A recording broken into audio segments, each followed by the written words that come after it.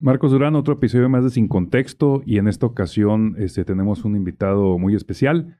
Este episodio es dándole seguimiento al tema del Instituto Electoral de Coahuila, todo lo que ha pasado, y bueno, hablando de lo nuevo e incluso de lo que pasó, nos acompaña aquí un invitado muy especial, Óscar Daniel Rodríguez Fuentes, que es el presidente consejero del IEC, el nuevo, en sustitución de Rodrigo Paredes.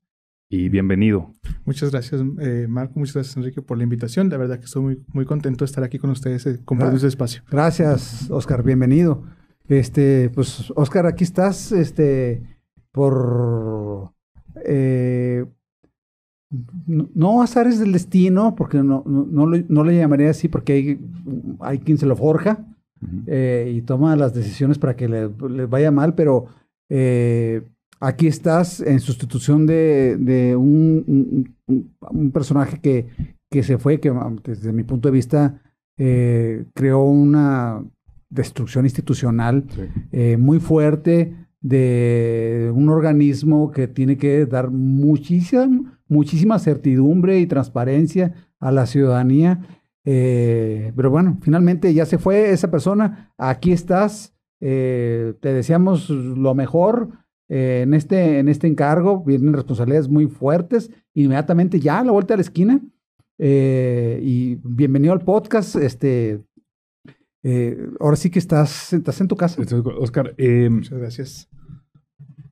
Inicia nosotros, los que nos siguen en el podcast, saben que nosotros hemos dado seguimiento a todo este tema cuando estaba Rodrigo Paredes sobre muchísimas cosas que están en los podcasts, pero al final lo que, pues no puedo decir, lo que lo tumbó de alguna manera es una cuestión que tú promoviste, que era toda esta situación de que había problemas administrativos y nombramientos, que curiosamente lo preguntamos en un podcast, Marcos, que eso es como Al Capone, que no cayó por los asesinatos, ni por la droga, ni por nada, cayó por los impuestos. Y así lo veo un poco, como que, pero no sé cuál fue el proceso, porque pues tú eres consejero, y no sé cuánto tiempo tardó, tuviste trabas.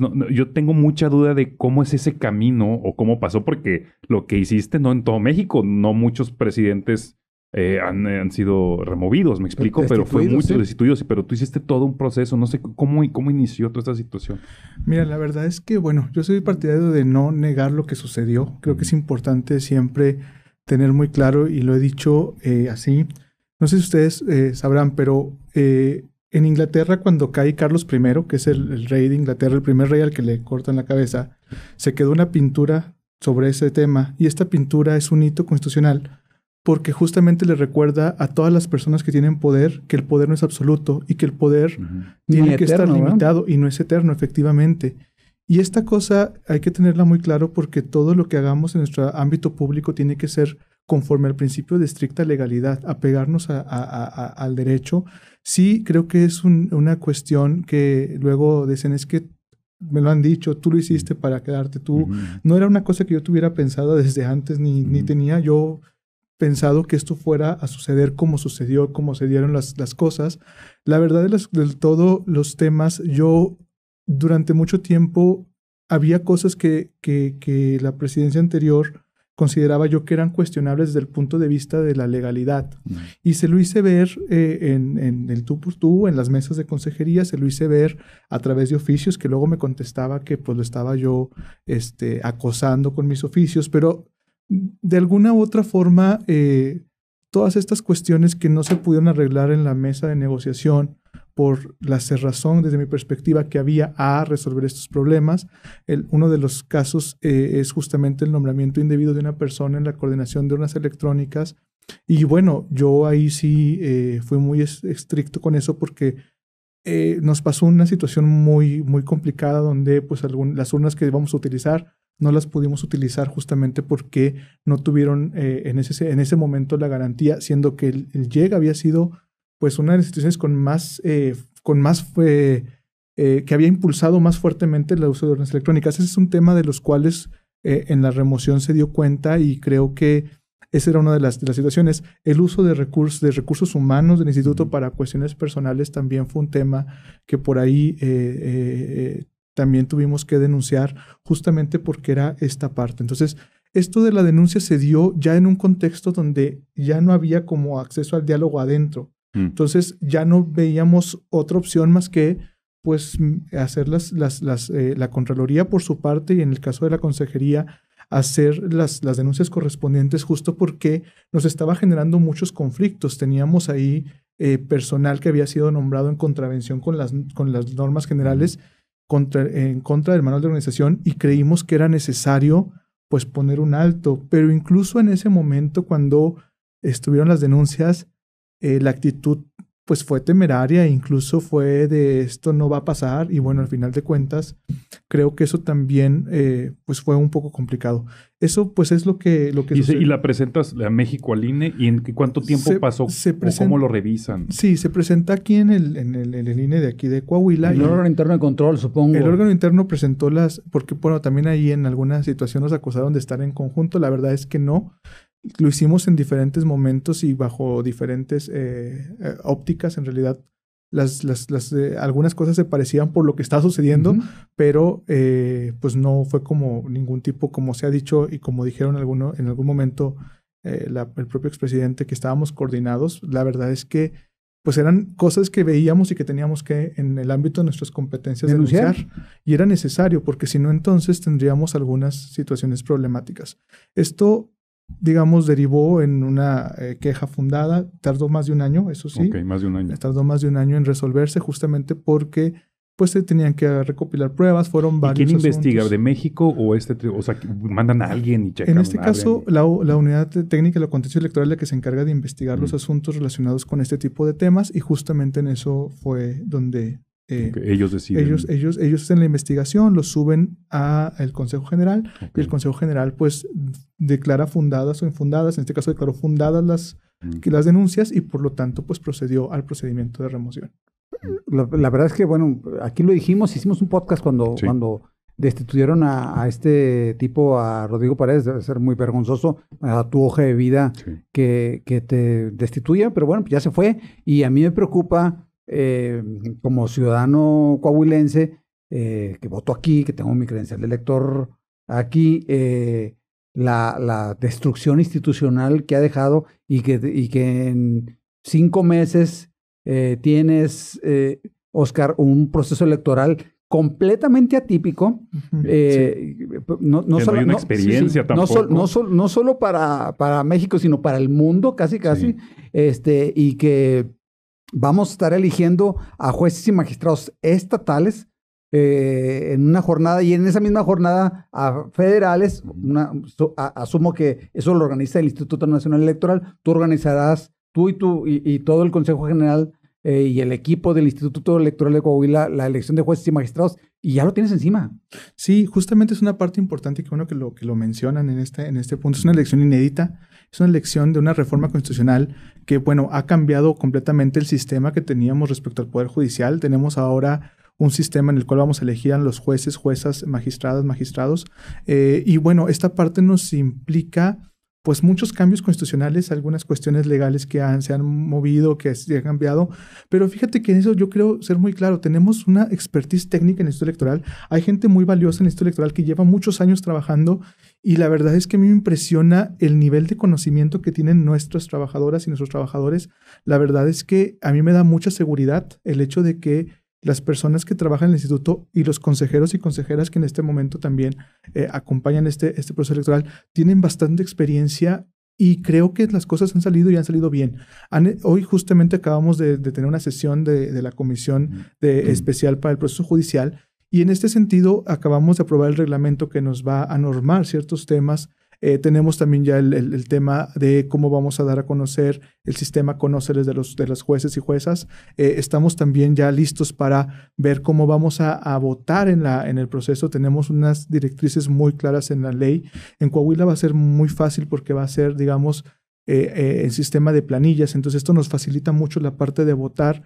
Va a ser un poco menos confuso que a nivel federal. Y creo que esto ayuda mucho la forma en la que de alguna forma se creó, se realizó la reforma electoral en Coahuila, pues sí ayuda mucho a que los cómputos sean más sencillos, que la ciudadanía tenga muy claro que tiene listas para votar y pues justamente creo que eso va a ayudar mucho. Lo que es el reto ahorita es que las personas participen. Yo aprovecho este podcast que justamente para invitar a la gente también a que salga a votar. Tenemos todavía abierta hasta el 31 la convocatoria para que puedan ser parte de nuestros comités judiciales electorales, que además son puestos que se pagan. Entonces, pues también sería importante que la ciudadanía que quiera un ingreso extra o que ande buscando algún trabajo pueda asistir al Consejo Electoral, al órgano electoral, para poderse inscribir como esta parte. Y observadores van a ser muy importantes. Ustedes, en este caso, en esta elección no se prevé que haya representaciones de partidos porque los partidos no son parte de la elección. Sin embargo, tenemos... Eso es de las cosas extrañas, ¿no? Esa es una cuestión. Sí. Tenemos muchísimas... Vamos a tener muchísimas... ¿Quién sustituye esa figura? En este sentido, no existe una sustitución de la figura, pero invitamos a la gente a participar como observadora, porque va a ser las personas que van a ver cómo contamos, los observadores electorales van a poder entrar a los comités, van a poder ver cómo se están contando, porque eso también es algo distinto en esta elección. No se va a contar en la casilla, sino más bien se van a trasladar todas las boletas al comité distrital judicial y ahí se van a ir contando, pero va a ser público. Entonces la gente va a poder ver en las que se inscriban como observadores y observadoras. Hasta el 7 de mayo se pueden inscribir y van a poder ver cómo se está contando la votación. Le da más celeridad en ese aspecto porque pues, que junten todas y aquí todos, bueno, aquí contamos entre todos. Está muy interesante esa figura. Sí, bueno, a ver, uno está muy acostumbrado, y estamos hablando para quienes nos están viendo y escuchando a través de las distintas plataformas en las que se transmite este podcast, de la elección judicial del estado de Coahuila, que será el 1 de junio. Así es, el 1 de junio. O sea, ya falta nada. Se está acabando enero, que hoy es 87 de enero hoy. Ha durado una eternidad este mes. Pero estás a nada, estás a 5 meses. Estamos a muy poco tiempo. Uno está acostumbrado que llegas en las elecciones anteriores, das tu nombre, te entregan 1, 2 o no sé cuántas boletas, no sé qué, aquí va a haber unas para jueces de tus distritos. Así es. Pero los magistrados son estatales. Así es. En este caso lo que va a hacer es un sistema de listas. Va a haber, en este caso, boletas para 4 elecciones. Sería en el caso local, porque también están las de la federal.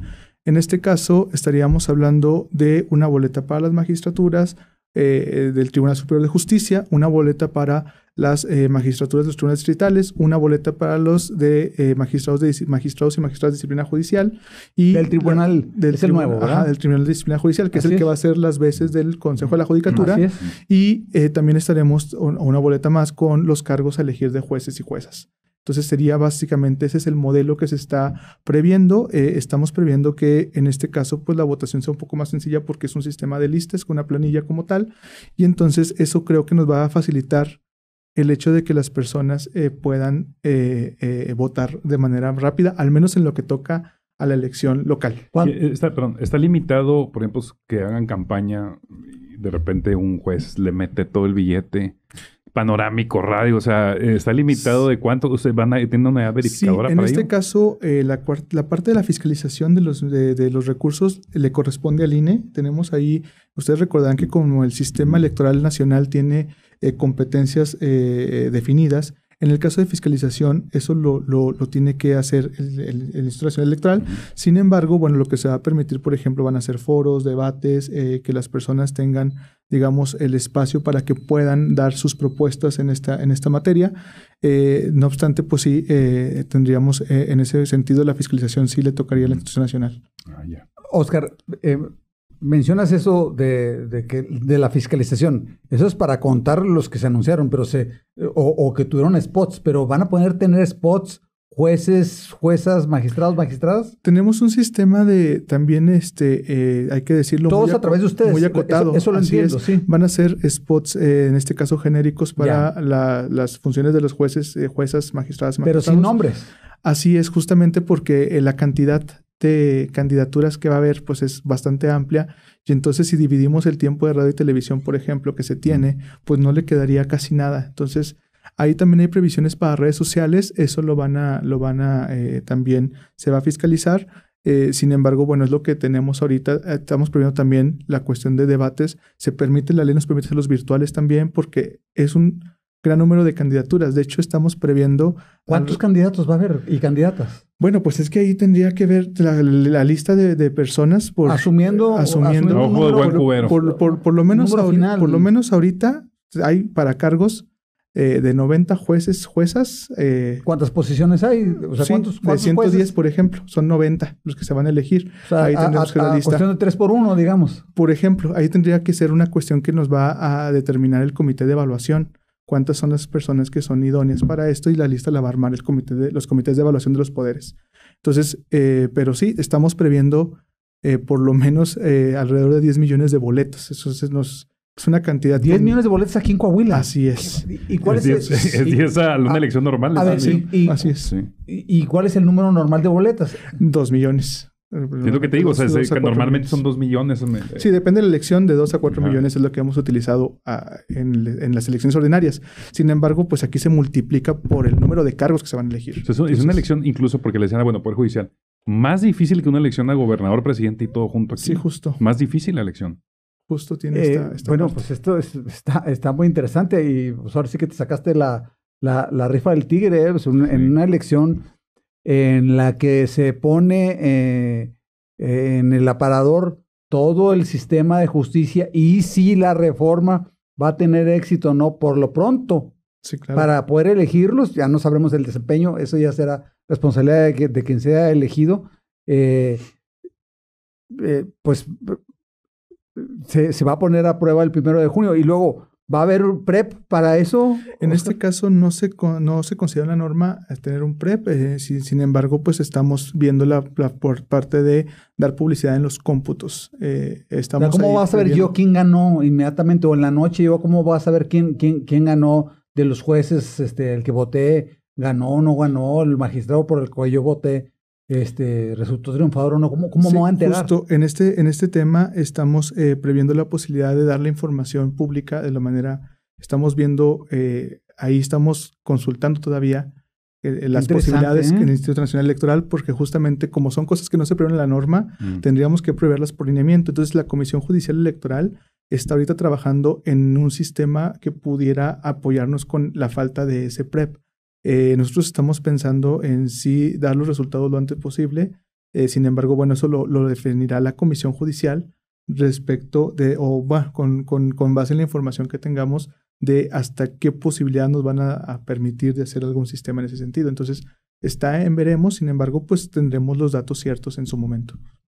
Pero está interesante porque, si va a ser un reto. Es lo más importante la certeza, que tiene. Y luego que son un chorro de candidatos, todo el mundo ahí. Eso quiere decir que hay grupos divididos esperando. También el interés que va a haber, hay 10 millones, pero y luego, ¿cuánto va a ser el nivel de votación? Eso también va a ser nuevo, si va a ser el 50%, el 40%, el 30%. O sea, ¿qué tan interesado está la ciudadanía en salir a votar por esa situación? Hay números que rondan ahí, desmiénteme, no sé si ustedes ya tengan algo al respecto, que habla que hay un interés ahí del 15-20% de la ciudadanía. He visto que dicen en notas, nosotros todavía no tenemos esa situación tan clara. Nosotros esperamos que haya una votación como siempre las ha habido en las elecciones. El año pasado Coahuila tuvo uno de los niveles más altos de participación, alrededor del 62%. Pero es la elección presidencial. No, pero sí. Incluso el 10% es 1 millón, que es el tema que es lo que, por lo que casi se votó en la elección para gobernador. O sea, en el peor escenario, por lo menos es contar 1 millón de votos. Sí, y justamente en esta parte, lo importante, yo creo que la ciudadanía coahuilense tiene algunas garantías importantes que no se tienen en todos lados. Uh-huh. En Coahuila tenemos una situación donde existe mucha paz, existe seguridad. La ciudadanía es responsable, ha votado efectivamente es una elección presidencial, hay mucha más movilización. En este caso, pues esperamos que los ciudadanos coahuilenses sigan cumpliendo con esta, digamos, con esta tendencia que siempre tienen. Yo creo que Coahuila es uno de los estados que pues tiene uno de los mejores niveles de democracia en comparación con otros lugares del país, y creo que seguimos en esa tesitura. Entonces, me parece que esto nos pudiera ayudar. Vamos a hacer una campaña de invitación a votar, justo porque es una de las cosas que quedaron pendientes y que le toca a la presidencia. Justo hoy estuve reunido ya con el secretario ejecutivo para ver esta posibilidad y sacarlo lo antes posible, porque pues sí se quedó, digamos, en el tintero y tendríamos que iniciarla desde cero, pero estamos en eso. La verdad es que las unidades técnicas que tenemos en el JEC han funcionado, están funcionando bien, independientemente de los vaivenes políticos que puedan suceder dentro de esto. el trabajo técnico se hace y se hace bien. Entonces, en esa parte, pues la ciudadanía que tenga por seguro que la elección va a salir y va a salir en buenos términos. ¿Cuáles son los cambios que bueno, recibiste el instituto? ¿Qué cambios estás haciendo ahorita dentro del instituto para mejorar y a lo que había? Y ¿no? reconstruir. De entrada, reducir el presupuesto que tenía la presidencia. Okay. Redujimos un 60% del presupuesto. Se habían pedido por ahí 8 millones de pesos para la presidencia, para temas que consideramos que no eran, al menos ahorita, de prioritarios, justamente porque se podrían redistribuir a la parte judicial, a la parte de la elección judicial. En ese sentido nos pusimos a trabajar en todo ese presupuesto para ver qué podíamos pasar a la parte judicial y no ser tan onerosos en ese tipo de gastos. Esa es una parte que estamos reconstruyendo. Y la otra, pues en el diálogo con las consejerías, creo que ha sido muy importante. De hecho, más cuando dices, perdóname que te interrumpa, cuando dices el diálogo con las consejerías es con tus pares, con mis pares, con consejeros y consejeras. Con los consejeros y consejeras del IEC, justamente porque esto es muy importante. Existe una percepción, y creo que es negativa, de que estábamos divididos o que teníamos alguna cuestión. Estamos unidos, estamos ahorita trabajando por un mismo sentido. Hay un tema que es mucho más grande que nosotros, que es la elección, que es una elección que además es un tema que nos debe interesar a todos por encima de las diferencias que podamos tener. Claro. Como en todo órgano colegiado existen diferencias, es normal en una democracia. Por supuesto. Sin embargo, la elección es un tema que está por encima de todos y todas nosotros. Entonces, pues en ese sentido hemos estado dialogando, horas y horas de trabajo, y pues bueno, para sacar esta elección con los estándares altos que siempre lo hemos hecho. Entonces, pues eso se va a cumplir. Y se corrigió por esos temas de que había estos problemas que hubo por la salida del presidente anterior de personas sin título y del tema administrativo, porque ya se corrigió. En eso estamos trabajando, estamos viendo las posibilidades en este sentido. Hay algunas personas que ya, las plazas no pudimos. Tuvimos que eliminar, también eliminamos 2 plazas que desde mi perspectiva no tienen fundamento jurídico ni justificación normativa, por lo tanto pues esas personas pues también tuvieron que dejar así es, y no por una cuestión personal, sino más bien porque esos nombramientos no tenían un sustento jurídico, y entonces creo que lo lógico y lo ideal era pues no tener esas Oscar, cuando mencionas que hay una reducción a los gastos que tenía o el presupuesto asignado en este caso al consejero presidente, que estás diciendo que tienes una reducción del 60% del presupuesto. Sí. A ver, o sea, quiere decir que sí se podía. O sea, lo que nos tiene el código ahí con un tema, digamos, con un presupuesto un poco más grande, es el tema de las campañas de comunicación que efectivamente no se habían hecho. Sin embargo, había muchas cosas que desde nuestra perspectiva se empalmaban, o era duplicación de funciones con direcciones como participación ciudadana y educación cívica. Lo que hicimos ahí fue hablar con las directoras de esas áreas para efecto de hacer un checklist de todas las cosas que se estaban haciendo en presidencia y que de alguna forma duplicaban funciones con otras direcciones. Entonces ahí nos apoyamos con las direcciones para decir, bueno, esto lo vamos a quitar porque ya lo haces tú en tu área. Y esto pues nos trajo un ahorro bastante significativo. Pasamos de casi 8 millones de pesos a poco más de 3 millones. Justamente lo pesado pues es esta parte que sí corresponde, que es las campañas de comunicación. No obstante eso, estamos todavía en la disponibilidad, y así se lo dije al Consejo General, y así lo he dicho en las reuniones de administración, de todavía reducir lo más posible esa parte, porque creo yo que todavía podríamos trabajar con mucho menos de esto. Sí, sin que se ponga en riesgo la elección. Sin que se ponga en riesgo la elección. Ya. ¿Por qué? Porque creo que es importante de cara a la ciudadanía decir que entre más podemos hacer más cosas y no tener presupuesto superfluo, digamos, cosas que no sean necesarias, pues creo yo que esto sí abona mucho a que podamos optimizar los recursos de tal forma que podamos hacer las cosas con, pues voy a decir así, cantidades más apegadas a la realidad. Eso sí. Que además es algo muy, muy criticado, Enrique, que a los institutos electorales, en especial al INE, que organismos muy caros, con sueldos altísimos, viáticos, asesores, seguros de gastos médicos, y una bola de cosas que fueron muy criticados en el pasado. Creo que se ha limitado y si das una buena noticia, decir, oiga, nos vamos a ahorrar 5 millones de pesos. Y es positivo Sí. que lo primero que veas es la reducción de presupuesto en estas que Claro. había cosas infladas, como tú dices, había plazas ahí. Esa revisión es muy positivo porque es la tendencia de todos los institutos que tienen certidumbre. Y también creo que es una cuestión de congruencia, porque cuando yo estuve como consejero, critiqué mucho este tipo de acciones. Entonces, no me gustaría que se dijera que estoy repitiendo lo mismo que patrones, eso, critiqué exacto. en su momento. Entonces, también por ahí es una de las situaciones por las que decidimos reducir esta parte.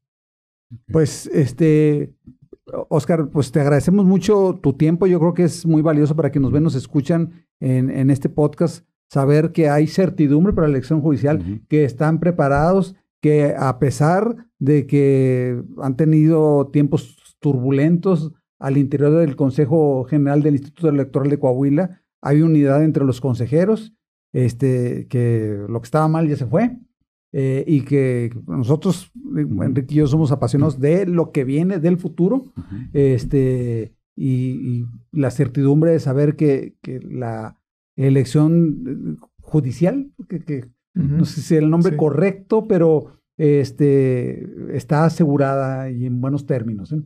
Así es, pues tengan la seguridad. Muchas gracias también por la invitación a este podcast. La verdad, siempre había querido estar en este podcast. Gracias. Porque soy de los que lo sigue y lo sigue bastante. Qué amable. Entonces, muchas gracias. Y la ciudadanía coahuilense, pues decirle que la elección está asegurada y que van a poder salir a votar con total libertad, con total seguridad, pero además con la conciencia de que su voto se va a contar y se va a contar bien, con transparencia, con certeza, y que la elección judicial va a ser un ejemplo a nivel nacional, porque Coahuila es siempre un ejemplo a nivel nacional en temas de democracia. Nos vemos, muchas gracias, por tus palabras y que nos hayas acompañado.